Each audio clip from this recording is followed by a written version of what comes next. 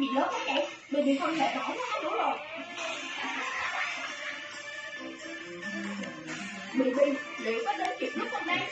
Chỉ trong một nước nhẹ, màu đỏ đã hẹn hóa chiếu lời tẩm lên chiếc cầu vũ trụ của mình. Đứng lại đó, tại sao Baby đến lúc đây?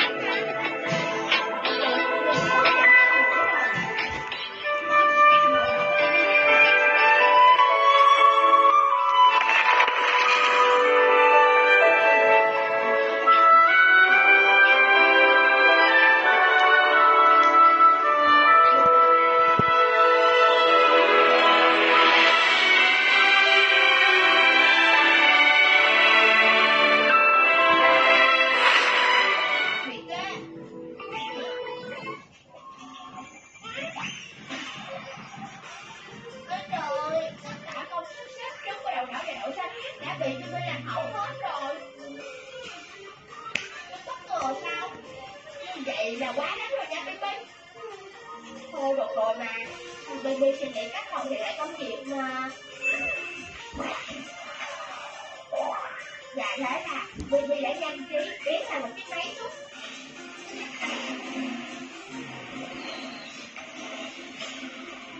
Con chỉ có diễn cái tội lỗi quá Baby. Dạo Chơi Dâu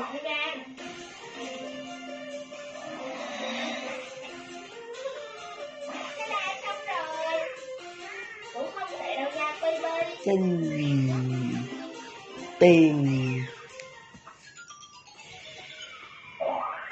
Hôm nay chúng ta cùng nhau cắt rối màu giúp Baby nha.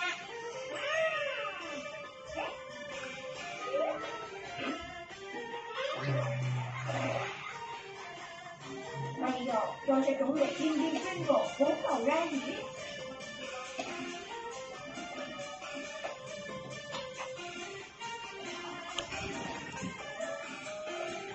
Tôi sắp xong rồi.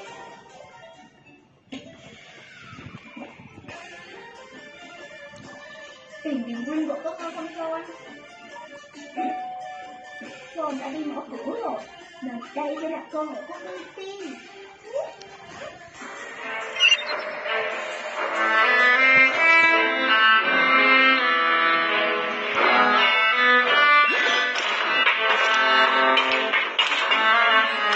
Follow the wind.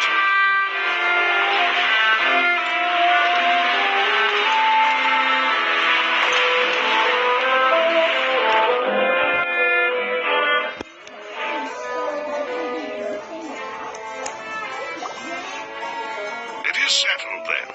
Please excuse me, and... Thank you for arranging everything for us, Maloose. Excuse me, miss. Hey, Navia's all quiet. This isn't like her at all. I'm sorry that I only came to visit after all this time. If it's about that, there's no need to apologize. After my husband... But aren't all of those things nothing compared to the loss of Jacques? I can understand the... You don't understand at all. I didn't know how to face you. Because I didn't know what I know. Only the full truth could bring... I'm sorry. I appreciate the sentiment, but you don't have to carry all that guilt. On the matter regarding my husband, my daughter and I have... Would you mind sharing it with me? I really can't believe that my father could ever bring himself to shoot Jacques. I always knew that my husband's money was earned through others' suffering. He told me countless times that if he could, he had many regrets, and felt that he took the idea of providing for his family too literally. For the longest time, he thought Mora was everything. So when Mr. Callis came to him with a proposal, he accepted it almost immediately. He tried to be as careful as he could, but even so, They found out about his betrayal?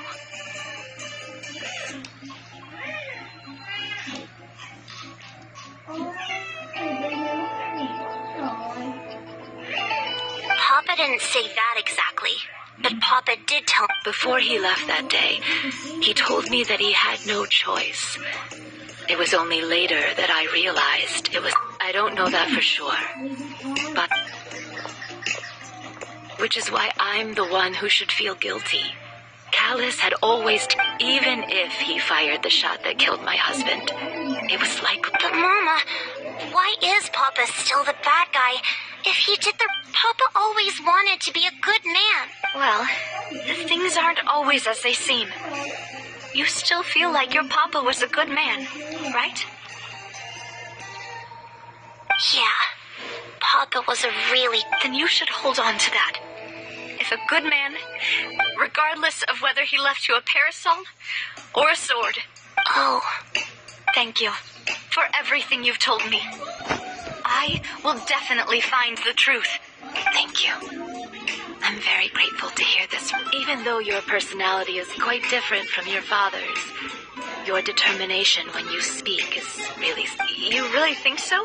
That's the first time anyone's...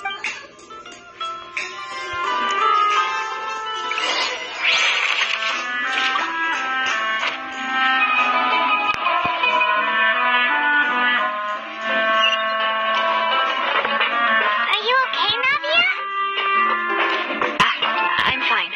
Don't worry. Let's investigate the 3 suspects next. Florence should be nearby, and we should be able to find Thierry and Uncle Marcel in the city. I'll get my...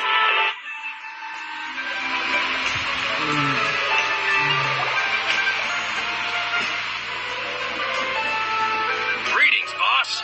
How may I be of assistance today? I'm sure you've heard about what happened at the Opera House. Someone... Yeah, I've heard. Something... It also reminded me, on the day that after my partner here put the dots together for me, can you do me a favor and try to Let me think. After that, he told us that he wanted to go get... My first reaction was that Mr. Callis's life was in danger. So, but when I got there, it was already too late. Mr. Callis... So you also remember 2 Indeed. The guard said that the first shot didn't hit anyone. Well, the reason being, Mr. Callis had left his gun on the table. I even made sure to confirm that before running to the... But according to the guards, that doesn't mean he couldn't have had other guns on his person. About the clothes left at the scene that you mentioned, do you think there was a third... At least from our perspective, my father had no reason to... The gun he was holding probably belonged to... Yeah, that makes a lot of sense. So you're saying... But hold on. If that's what had happened, then why didn't he share the truth? He didn't even want to face the Oratrice machine. Did he lose all faith in the courts after seeing someone dissolve... About that, Malus told me I'll tell you everything. I understand. Then I'll leave Mr. And if I may just say one more thing. The whole Callis the Unfaithful epithet has been a thorn in my side since the day it was in... Many people have laughed at me for still calling him Mr. Callis, even after so many years have passed. But it was Mr. Callis's trust that allowed me to rise through the ranks of Spina di Rosula and live the life I lead today, no matter what others might say. He'll always be the man I respect the most, and he'll always be my boss.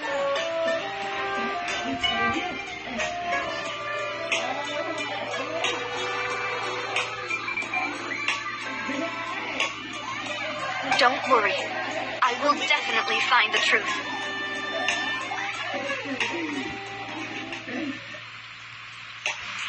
You and all our other comrades at the Spina...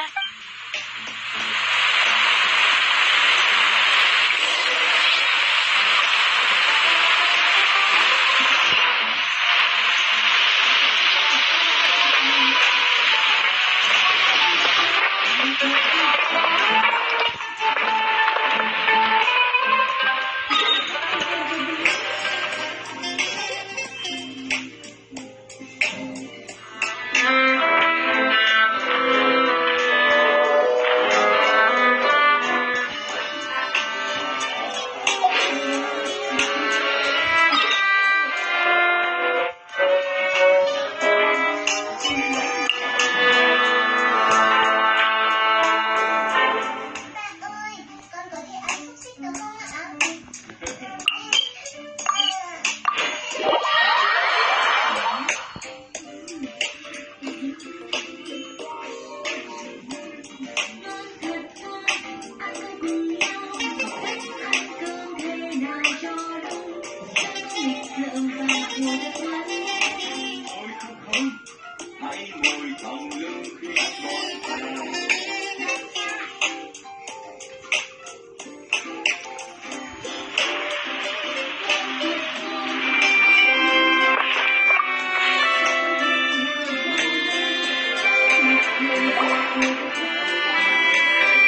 Thierry, it's me. Oh, now. Oh, so Oh, okay. are you sure there isn't a little bit of... I mean, Callis did a fantastic It would be next to impossible. Anyway. Ah, yes. These two are... What happened at the Opera House made us real... I get it. If you want to go through the original... That'd be much appreciated. Of course. Without them, I couldn't possibly. Why do you ask? Well, you see, just recently, we were attacked by a horde of...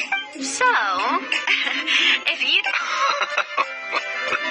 Then you think... If I had to make an analogy, when you order a dish, the chef will make it for you. You can ask the chef to cook, but if you try to make unreasonable demands, the chef would just think you're out of your mind and ignore you completely.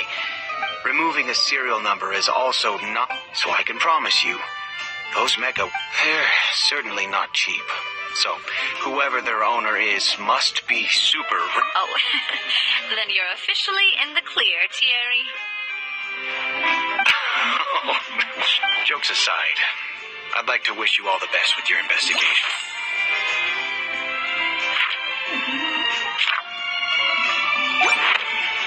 I'll be staying in the city for a little while.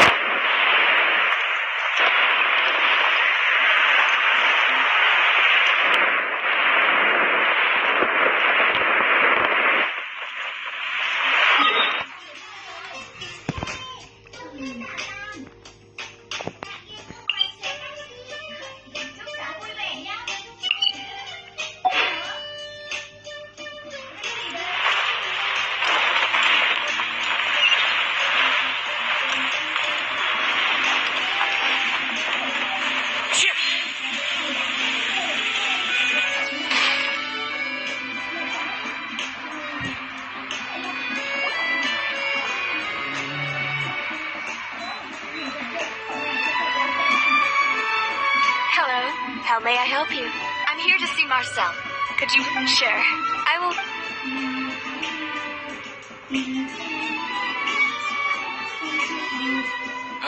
Navia, hello. Sorry to keep you waiting. I'm not as young as I used to. Oh, it's all right, Uncle. I just wanted to talk to you briefly. Yes, Oh, you were at the... That's right. I went there with I also witnessed your marvelous sleuthing work. Quite impressive. To beat the Hydro Archon at her own game on her own turf. Oh, Paimon doesn't want to... Apologies. Fontaine is as a nation. Everyone loves drama and theatrics.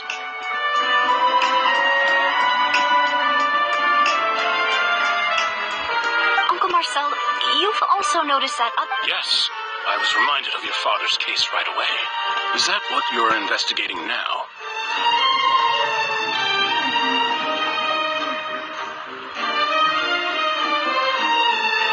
Exactly.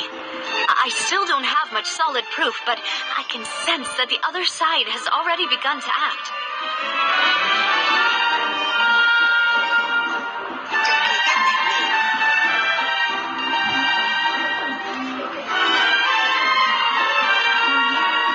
Oh, and what makes you say that?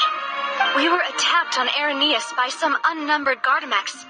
And there was also an attempt to get me to drink water from the primor... If not for the vigilance of my partner, I probably wouldn't even be here to... Oh, you're giving us too much credit. Wasn't it you who protected... Alas, it seems things are... But rest assured, Navia, if anyone dares... Thank you, Uncle Marcel. But do you have any new thoughts on my father's case? About that. Sorry, my age is catching. The confrérie was responsible for that banquet. So I was out and about the whole time, making sure things were... Then I heard the sound of a gunshot, and the rest was history. Oh, it's okay. No need to push yourself. Sounds good. Just let me know if you ever need Mora. All my wealth comes from Callus's patronage and support. I'll spend however much it takes to clear his name.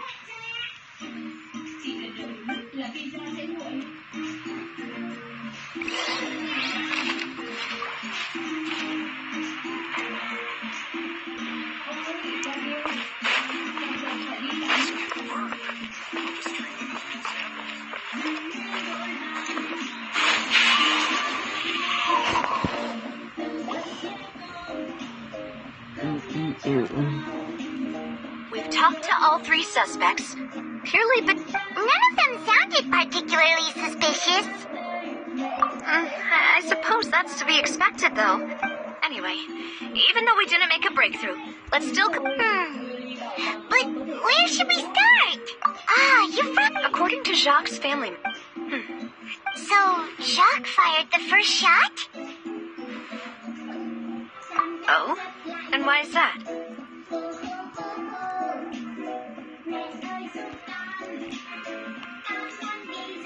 Oh, that's a good point.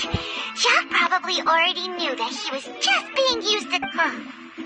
So, what would make more sense from his perspective would be to turn his back on the... Makes sense.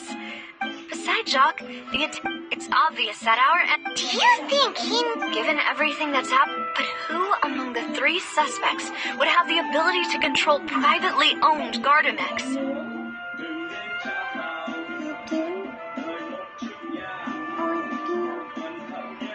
Thierry, you say? Huh, but I didn't... Yeah, had he actually... If the meth were taken from the guards, it should be pretty easy to find out when... Florent? But... So you're saying he's... Exactly. He can't. And even if he could, I don't think he would be... Uncle Marcel? And with funds from the confrérie, it's still really hard for me to imagine. Also, wouldn't this mean he has been... Who could it be?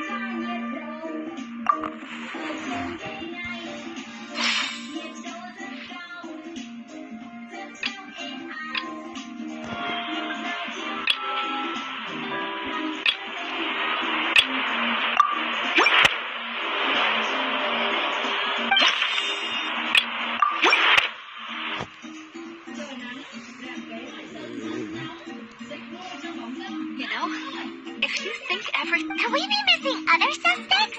Malus didn't know about the people turning into water thing when he narrowed it down to these three. Malus has always been very... The suspect is knowledgeable about the Spinas Even if I don't want to believe it, I'm starting to see how things could all tie back... Well, we still have another trump card on top of all the theorizing and speculating. Yes, Malus did say... We need far more solid proof. Navia, here you are. Oh. Huh? I news came from Irenaeus just after you left. We've got another trial on our hands. Wasn't that place built specifically for holding trials? I know. But they said the person they're putting on trial is a Fatui harbinger called Tartagli. What? Is that... Yeah, we know him. Well, he's been accused of being the true culprit behind... Wait, how? None of our investigations have had anything to do with him. Hello. That's what I thought was strange about it. So, if the charge against him stands, then it'll be next to impossible to get the guards to support any of our planned investigations.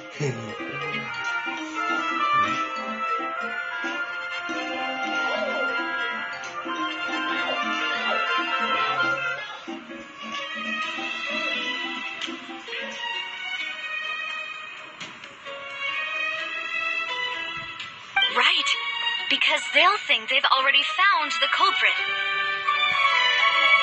Yeah. It'll be a lot harder than to clear... I understand.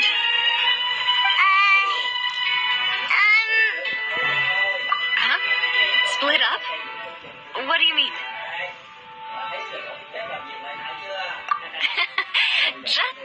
Since this is a trial, you're right.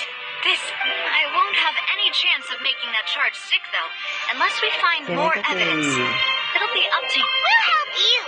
Just like... Demoiselle, please allow us to accompany. I'm ready. Malou, Silver. When did We heard that it's our hope that... Thank you so much. See you then.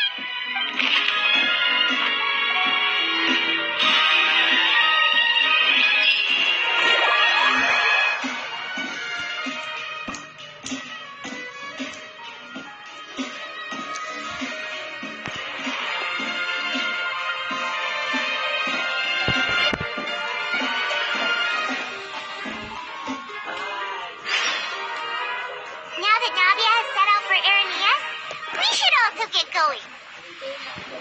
The location has already been...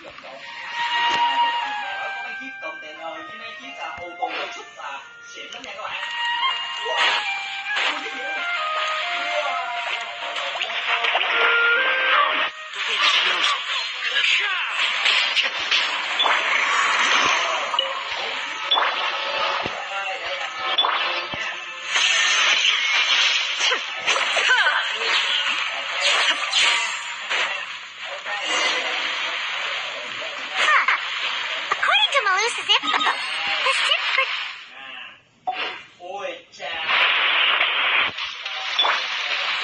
Let's go and try to find the entrance.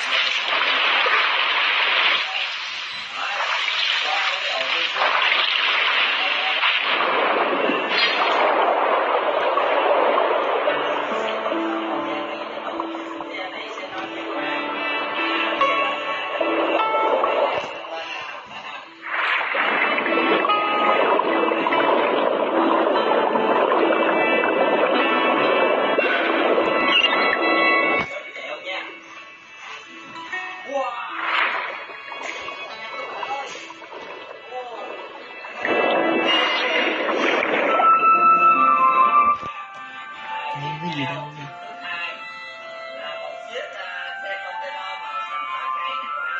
Finally found it! Huh. So this is the entrance that leads to the synth production base.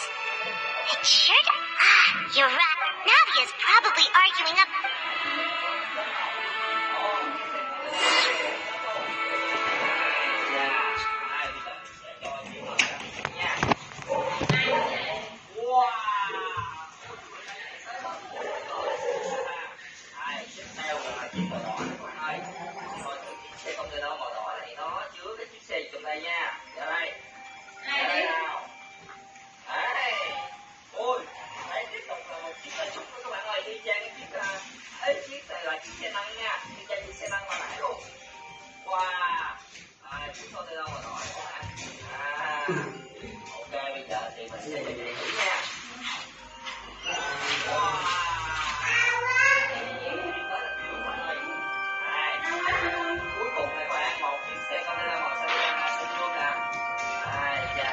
It would appear that I must repeat my question again, Mr. Tartaglia.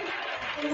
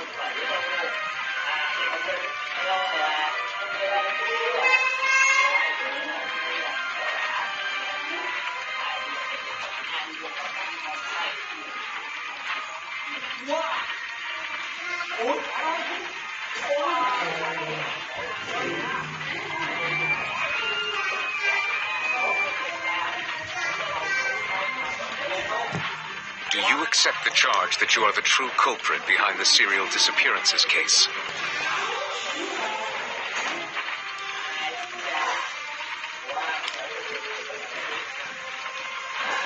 Thì đấy là cái gì trên tay này này.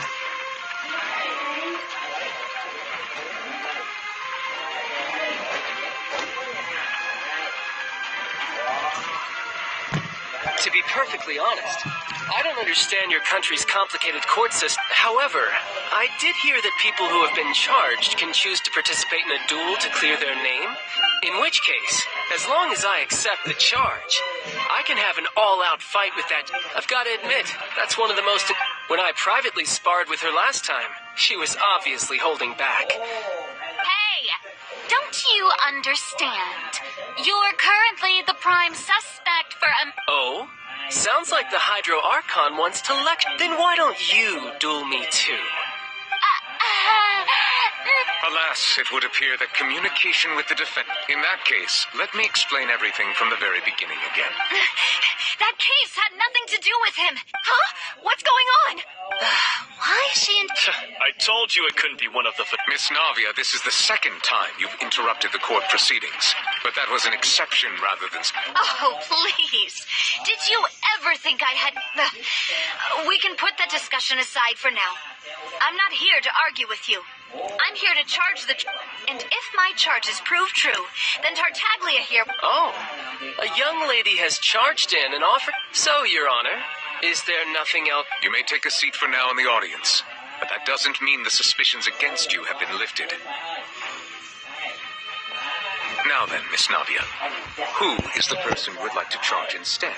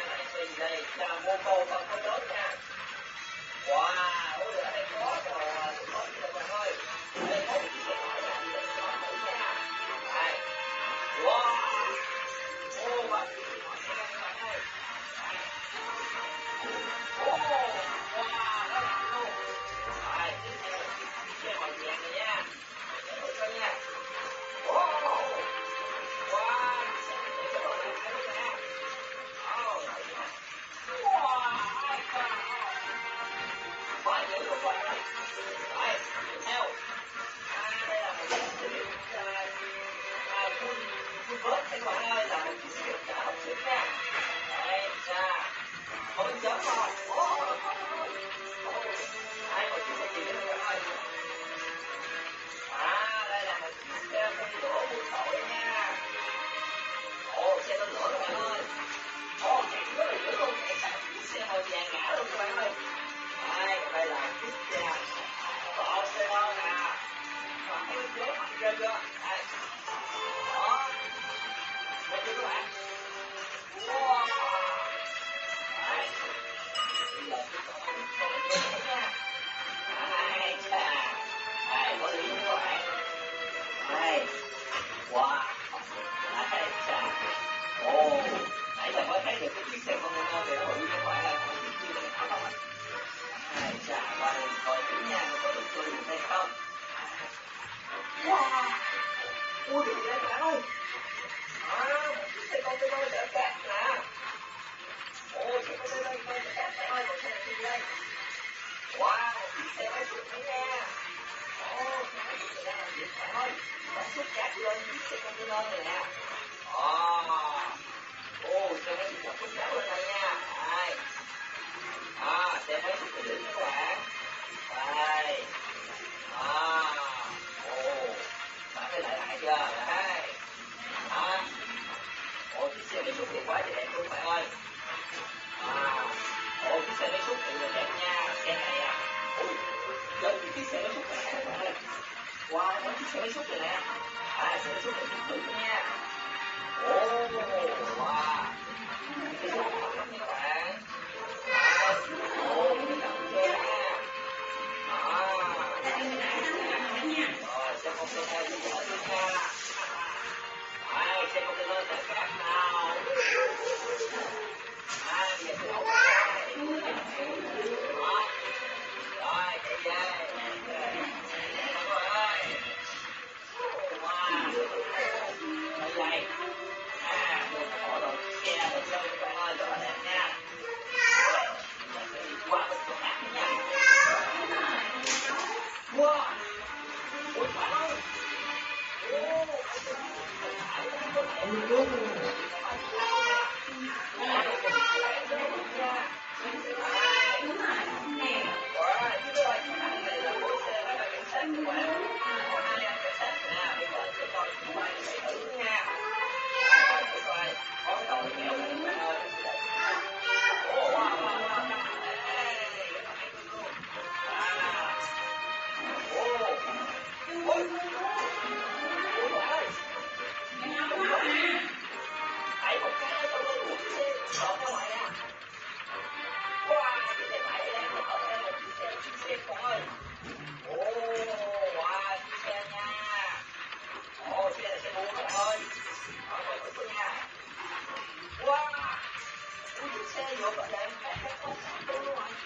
That person is...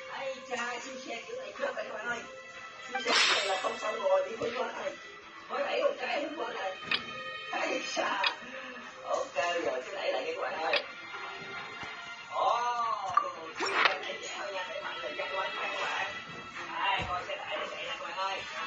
Marcel, the head of Confrérie of Cabrières. Huh? What confrérie? I've heard of them, but weren't they Spina di Rosula's sister organization?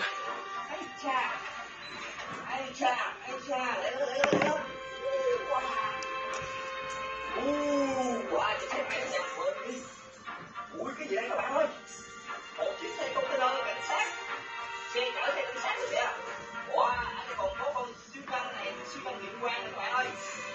Ây cha, siêu nhân điện quang rất là đẹp luôn. Bây giờ sẽ mở siêu nhân ra xem trước các bạn ơi. Rồi bây giờ cả con xe cảnh sát đằng sau nha. Siêu nhân điện quang này các bạn. Ây cha, cái con siêu nhân này mình tìm kiếm lâu lắm rồi nè.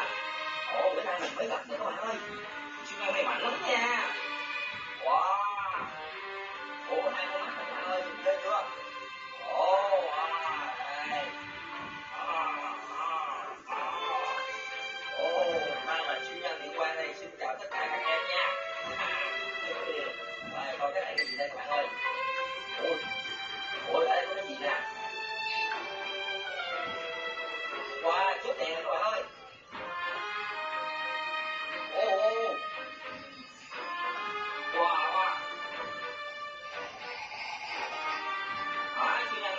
chặt luôn. Wow, dữ quá bạn ơi.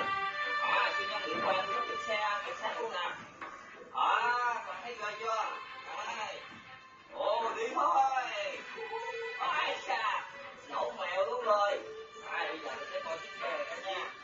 Ồ, chiếc xe cảnh sát bạn ơi. Đây là chiếc container nha. Đây, container cảnh sát rất là bự luôn nè. Đấy, chở thêm một chiếc xe ô tô cảnh sát các bạn. Wow, quá trời đẹp luôn. Đấy, xe cảnh sát nhìn ngầu quá nha các bạn. Đấy, đây, bây giờ có thể cho anh siêu nhân điện quang này nằm trên chiếc container được luôn rồi các bạn ơi. Bây giờ chở anh siêu nhân đi luôn nha, siêu nhân bị xỉu đó các bạn ơi. Siêu nhân bị xỉu rồi các bạn. Đây là chiếc xe cảnh sát này các bạn. Cho vô nha. Xe bãi nè. Đi vô mình sẽ lượng gác lại nha các bạn ơi. Đây là nơi công viên nha, không thể nào xả gác được đâu các bạn. Đây, anh siêu nhân điện quang này các bạn ơi. Hô hấp sáng tạo cho anh siêu nhân điện quang nha. Điểm xanh chưa? Thật coi nha, chơi khổ luôn. Đây, một chiếc xe container đó các bạn. Bây giờ nhiều quá mình sẽ lôi nha. Sẽ lôi các bạn ơi, nhiều quá mình chưa hết nổi này. Quá nhiều luôn rồi, chưa hết nổi này các bạn ơi. Wow. Ui, lại còn đồ chơi nữa các bạn ơi, sao bên đây nhiều đồ chơi quá xa. Đây là chiếc xe gì đây? Như là chiếc xe này là xe chở mấy anh lính các bạn ơi. Chở mấy anh lính chiến đấu này nè. Wow. Chiếc xe này xịn nha các bạn. Chiếc xe tải chở mấy anh lính chiến đấu nè. Wow. Đây có cái mui này các bạn ơi. Cái mui nè. Như là mấy anh lính quân đây nè các bạn ơi. Chở ra nè. Mấy anh lính quân đội quân đây nè các bạn ơi. Sau đó sẽ chở đi nha. Chở đi huấn luyện nè các bạn. Đây, bây giờ sẽ cho thấy thử coi nha. Wow. Xe này chạy nhanh quá trời luôn các bạn ơi. Trời ơi. Rất là đẹp luôn. Đây. Wow. Các bạn thấy chạy nhanh ghê chưa? Ok các bạn ơi, thì bây giờ mình sẽ xem thử coi nãy giờ mình xem những chiếc xe gì nha. Đây là xe cho các bạn nhìn xe của mình nào. Xe container đó các bạn ơi. Siêu nhân điện quang nè. Đây, siêu xe máy bay đồ quá trời luôn. Xe container đó các bạn. Xe máy xúc nè. Đây là chiếc xe container trên cát mình nãy các bạn. Rồi máy xúc nữa nè. Đó. Wow, sao mà nhiều quá vậy các bạn ơi. Nãy giờ mình thấy loại một nữa nè. Chà. Quá trời nhiều luôn rồi. Quá trời nhiều luôn các bạn ơi. Bữa nay mình vô bển rồi nha. Đây. Còn nữa đây các bạn ơi. Thấy chưa? Wow. Bữa nay chúng ta thấy hết đồ chơi luôn nha các bạn. Rất là nhiều đồ chơi luôn nè. Ok, thì có thể là sẽ kết thúc video tại đây nha. Thì bây giờ mình xin chào các bạn và hẹn gặp lại các bạn ở video tiếp theo nữa nha. Bye bye.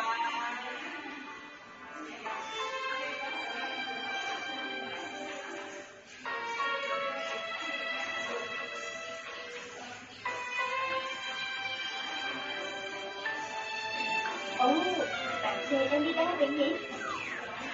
Hình như bên trong chiếc xe mặt kia. Ôi trời, thầy điện thoại không chớp đang có đến kìa. Bác sĩ đang đánh cả các con xung quanh bên đường này. Ôi, chiếc xe đang bị cháy và đang xuống đường kìa. Trời ơi, bên trong không phải là mặt đi, mà là nước độc sao? Nước độc đã bị trừ ra rồi. Nguy hiểm quá đi. Nước độc là nước gì đâu vậy nhỉ? Ai đây? Wow, là bạn vẫn lòng nhắn tin này. Này kia, bạn ấy đang đẻ trứng kia. Xong rồi, mình phải đi kiếm cái gì đó để ăn mới được. Các con yêu ở lại đây nha. ơi nào.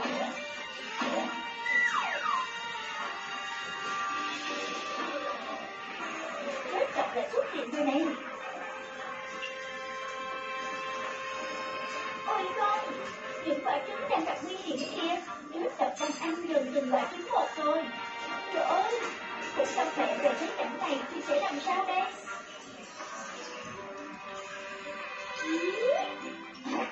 Lá cây ở đây tươi ngon quá. Ngon thật đấy. Đã đến lúc phải quay về rồi.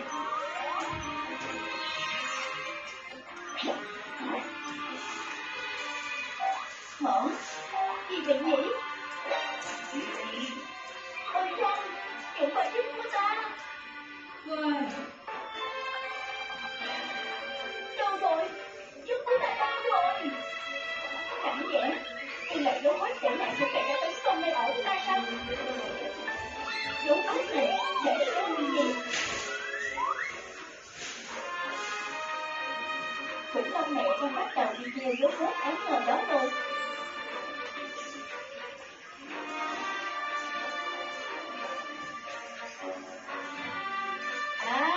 Thì ra là tên giết tộc này dám làm hại trứng của ta. Đứng lại! Ta sẽ cho ngươi một bài học. Ta không để bắt nạt thế đâu. Đau quá! Cứu ai không? Ngươi cũng nhầm nơi rồi đấy. Thời tiết hôm nay thật là đẹp.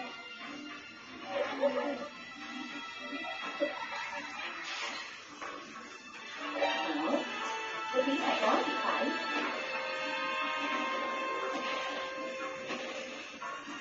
Chuyện gì thế này?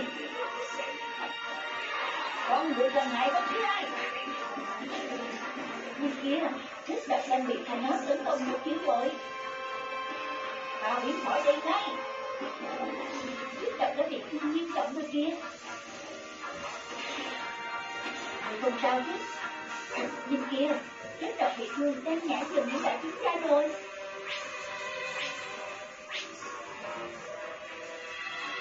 Để ta băng bó cho ngươi. Chuyến của ngươi đây. Lần sau hãy cẩn thận đấy. Thật tuyệt. Cảm ơn rất nhiều. Được rồi, bye bye. Wow, các siêu anh hùng đang xếp thành một hàng dài, cùng các loài động vật biểu diễn tiếp kìa. Thật thú vị đúng không nào? Ồ, hình như có bí mật gì